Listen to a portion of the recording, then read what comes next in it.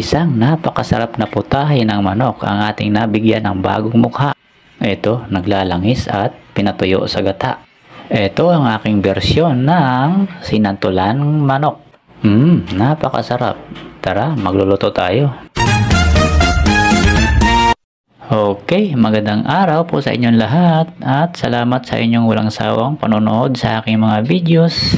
Meron tayo ditong manok na hiniwa mga idol, bunga ng santol, gata at iba pa. So kahawig lang ito ng ginataang santol o sinantulan ng mga taga Quezon Province at Bicol. Kaya lang dito sa variation na gagawin ko ay ilalahok natin sa manok ang santol. Hiniwa-hiwa ko sa maliliit yung 2 pirasong malalaking santol. Binabad ko sa tubig na may asin ng mga 5 minuto, tsaka ko siya piniga. Tapos sinalang ko sa kawali para palalambutin ng 20 minutos. Okay, goods na ganito kalambot at hayaan na natin sa isang tabi. Salamat nga pala sa aking mga bagong followers at shoutout na rin sa lahat ng mga OFW na nanonood.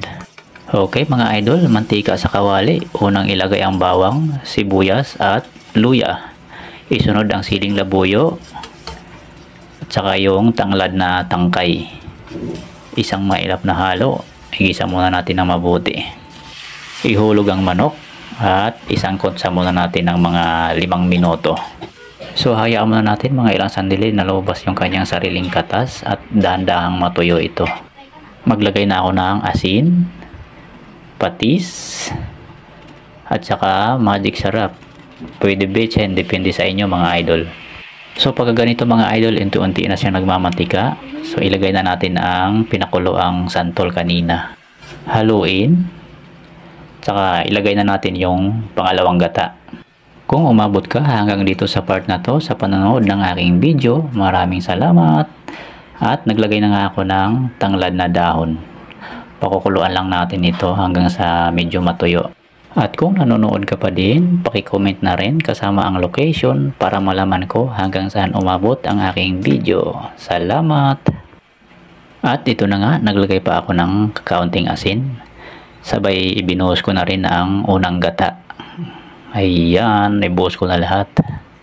Okay, haluin para mag-blend yung lasa ng gata.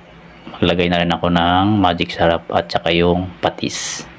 So ito mga idol, kung mapapansin nyo, dahan-dahan na siyang nagmamantika. So ilagay na natin ang ating bell pepper at saka yung sili na green.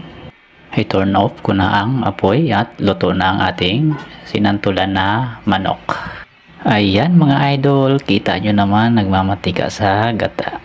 Okay, sana nag-enjoy po kayo sa panonood. Maraming salamat po sa inyong walang sawang pagsuporta at panonood sa aking videos.